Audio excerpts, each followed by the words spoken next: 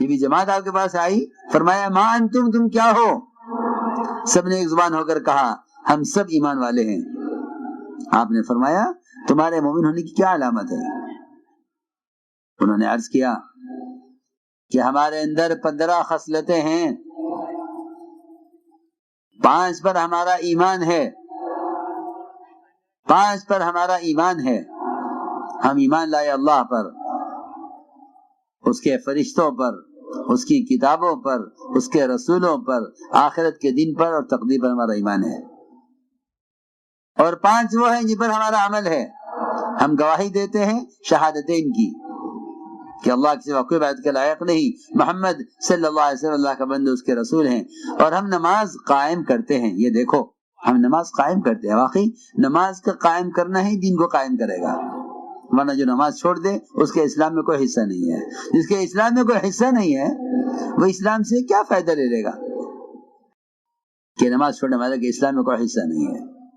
عمر رضی اللہ عنہ کی آخری بات یہ تھی دنیا سے جاتے ہوئے کہ نماز ایسا عمل ہے کہ جو شخص نماز چھوڑ دے اس کا اسلام میں کوئی حصہ نہیں، کیونکہ اسلام اور کفر کے درمیان نماز کا فرق ہے صرف۔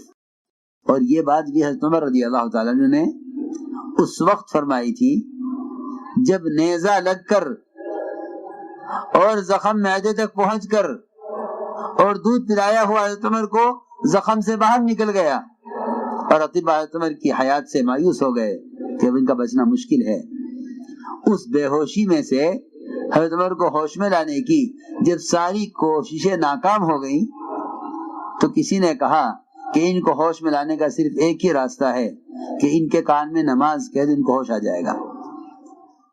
اندازہ کرو، اسے اندازہ کرنا چاہیے کہ وہ تاجر جو دکان پر بیٹھا اذان سن رہا ہے اس کی تجارت کی بے ہوشی زیادہ ہے، یہ وہ آدمی جس کے معدے تک زخم پہنچ چکا ہو نیزے کا اور اس سے دودھ باہر آ گیا ہو، اس کی بے ہوشی زیادہ ہے۔ اندازہ کرو ذرا۔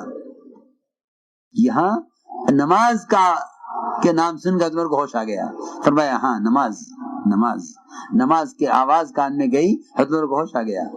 جب حضرت عمر کو ہوش میں لانے کی ساری کوششیں ناکام ہو گئی تھی،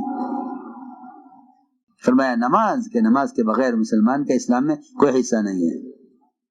اسے فرمایا انہوں نے کہ ہم نماز قائم کرتے ہیں اور رمضان کے روزے رکھتے ہیں اور بیت اللہ کا حج کرتے ہیں اور اپنے مال کی زکوٰۃ دیتے ہیں۔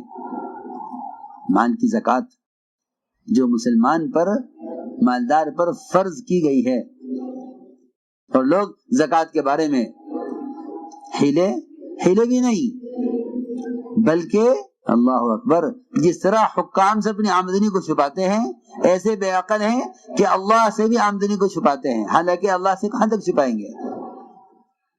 جی ہاں، اللہ سے کیسے چھپا لیں گے؟ اللہ سے کیسے چھپا لیں گے؟ زکوٰۃ جو مال کا میل ہے اس کو مستحق تک پہنچانا اور اس کے لیے خود مستحق کو تلاش کرنا،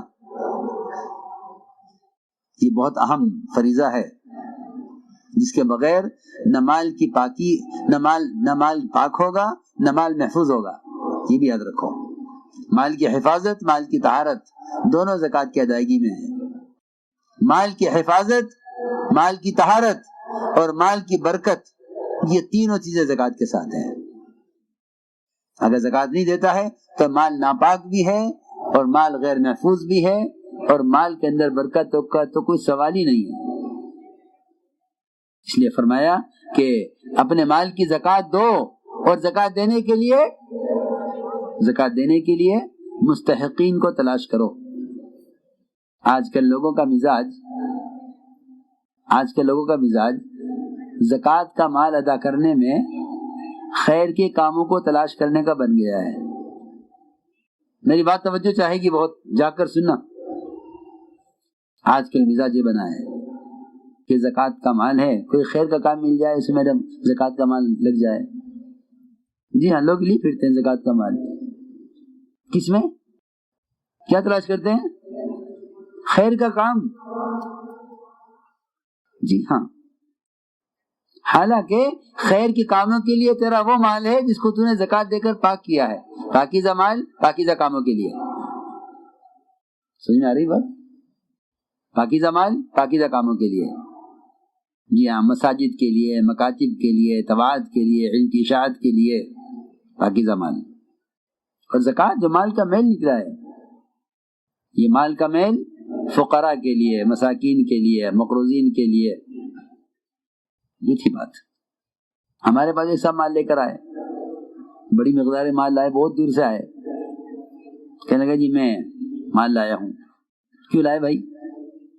کہ میں سوچتا رہا کہ زکوٰۃ کا مال کس کو دوں، کہاں دوں، تو میں تو جماعت میں لگا ہوا ہوں نا، تبلیغ میں، اس لیے مجھے خیال ہوا کہ زکوٰۃ کا مال ہے، آپ کو دینا چاہیے لا کے۔ اچھا، تم اس دعوت کے کام سے یہ سمجھے؟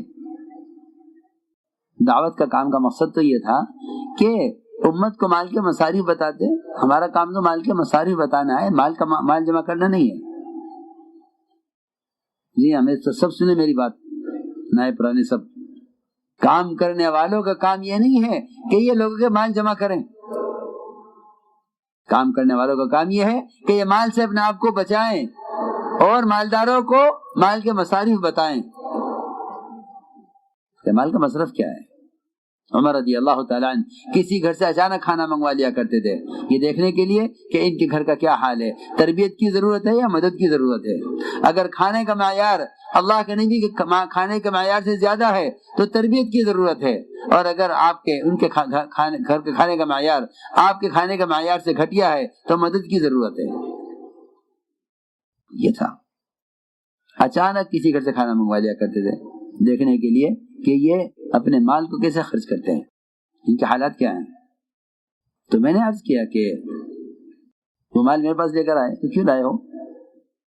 کہ میں تو جماعت کے ساتھی ہوں، جماعت کے ساتھی ہو یا بغیر جماعت کے ساتھی ہو، اللہ نے تمہیں مال دیا ہے، تم اس مال کو لے کر اس طرح تلاش کرو مستحقین کو، جیسے وضو کے لیے پانی تلاش کرتے ہو کسی صحرا میں، ایسے تلاش کرو مستحق کو، جیسے پانی تلاش کرتے ہو وضو کے لیے کہ نماز ادا کرنی ہے، ایسے ہی زکوٰۃ کے مال کی ادائیگی کے لیے مستحق کو تلاش کرو، کیونکہ زکوٰۃ ادا کرنی ہے، جیسے نماز ادا کرنے کے لیے پانی کی ضرورت ہے، ایسے زکوٰۃ ادا کرنے کے لیے مستحق کی ضرورت ہے۔ سیدھی بات ہے۔ کہنے لگا کہ آپ نہیں لیں گے؟ کیوں؟ میں نے کہا اس سے، میں نے کہا تم نے صبح سے اتنا مال لے کر چل کر یہاں آئے، تمہیں اپنے رشتے داروں میں، قرابت داروں میں، پڑوسیوں میں، تمہارے محلے میں، تمہارے ضلع میں کوئی فقیر پریشان حال آدمی نہیں ہے جہاں یہ مال خرچ کرتے تھے۔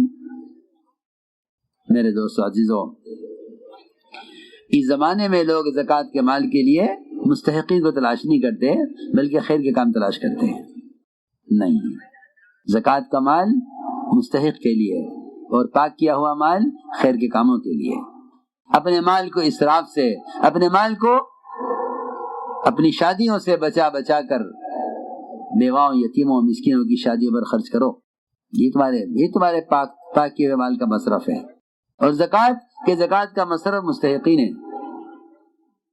اس لیے دور صحابہ میں اس زکوٰۃ کے مال کی تقسیم کا معاملہ بھی عجیب تھا۔ جی ہاں، عجیب بات ہے۔ آپ جانتے ہوں گے بچے آنکھ مچولی کھیلتے ہیں، آپ کیا ہوتی ہے نہیں؟ ہاں، بچے کھیلتے ہیں نا، کیسے؟ چھپن چھپائی بچے کھیلتے ہیں رات کو، ایک بچہ تلاش کرتا ہے، سب بچے چھپ جاتے ہیں کونوں میں، دروازوں کے پیچھے، چارپائیوں کے نیچے، کھیل ہے بچوں کا۔ اور ایک سب کو تلاش کرتا ہے، اور بڑی مشقت کا کام ہے سب کو تلاش کرنا، اور وہ جدھر کو جائے وہاں کے بچے اور چھپے اس سے اور چھپے۔ جی ہاں، تو زکوٰۃ کا معاملہ یہ تھا اس زمانے میں کہ مالدار تلاش کرتے تھے، فقراء چھپتے تھے۔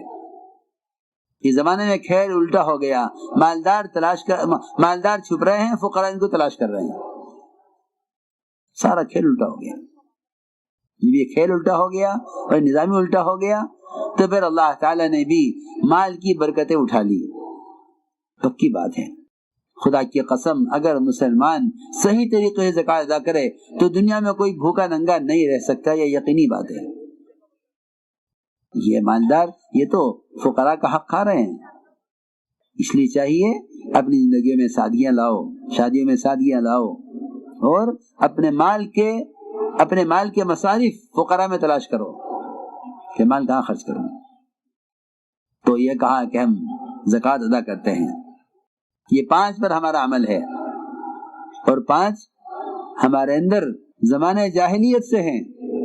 آپ چاہیں تو ان کو باقی رکھیں، چاہیں تو ان کو چھوڑ دیں۔ انہوں نے کہا کہ ہمارے زمانہ جاہلیت سے ہمارے اندر صبر ہے اور شکر ہے، ہمارے اندر صبر ہے، ہمارے اندر شکر ہے، ہمارے اندر ایک صفت یہ ہے کہ ہم جس بات کو طے کر لیتے ہیں اس پر جم جاتے ہیں، میدان چھوڑ کر پیچھے نہیں ہٹتے۔ یہ ہماری شجاعت، ہماری بہادری، اور یہ ہمارا مزاج ہے کہ ہم اپنی بات سے پیچھے ہٹنے والے نہیں ہیں، اور ہم اپنے دشمن پر آنے والی کسی مصیبت اور آفت سے خوش نہیں ہوتے۔ یہ بہت بہت بہت اہم بات ہے، اس لیے کہ جو شخص دشمن پر آنے والی مصیبت سے خوش ہوتا ہے، کہیں کہ یہ انتقام کا جذبہ اور کسی کی ہلاکت کا جذبہ، یہ انہیں ہدایت کی طرف لانے سے روک دیتا ہے۔ مسلمان انتقام کا جذبہ نہ رکھے، بلکہ مسلمان تو پوری انسانیت کی ہدایت کا جذبہ رکھے، انتقام کا جذبہ نہیں، ہدایت کا جذبہ۔ کہا کہ ہماری یہ صفت ہے کہ اگر ہمارے دشمنوں کو مصیبت آتی ہے ہم اس سے خوش نہیں ہوتے۔ ایک صفت یہ ہے ہمارے اندر کہ ہم اللہ کے ہر فیصلے سے راضی رہتے ہیں، جو بھی اللہ کا فیصلہ ہمیں منظور ہے، اور واقعی اللہ کے فیصلے کی خیریں وہی لوگ حاصل کرنے کے مستحق ہیں جو اللہ کے فیصلوں سے راضی رہتے ہیں۔ اللہ ناگوار فیصلے لاتے ہیں، فیکٹری جل گئی، کارخانے میں آگ لگ گئی، دکان بند ہو گئی، جو ان حالات میں اللہ سے راضی ہو جاتے ہیں، اللہ تعالی ان کو جلد اس سے بہتر عطا فرما دیتے ہیں، اور جو اللہ کے فیصلے سے راضی نہیں ہوتے انہیں اللہ کے فیصلوں کی خیریں نہیں ملتی۔ اسی لیے دعا ہے وَقِنَا بِرَحْمَتِكَ وَاصْرِفْ عَنَّا شَرَّ مَا قَضَيْتَ، حالانکہ دعا ہے، یہ مسلم دعا میں ہے وَقِنَا بِرَحْمَتِكَ وَاصْرِفْ عَنَّا شَرَّ مَا قَضَيْتَ، اے اللہ جس شر کا تو نے فیصلہ کر دیا اس کو ہم سے ہٹا دے۔ حالانکہ اللہ تو بندوں پر مہربان ہے، اللہ کا تو کوئی فیصلہ بندے کے لیے شر کا نہیں ہے، پھر اس کا کیا مطلب ہے کہ شر کو پھیر دے ہم سے جو تو نے فیصلہ کیا ہے۔ اللہ کے فیصلے کا شر یہ ہے کہ بندہ اس کے فیصلے سے راضی نہ ہو، اللہ کے فیصلے کی خیر یہ ہے کہ بندہ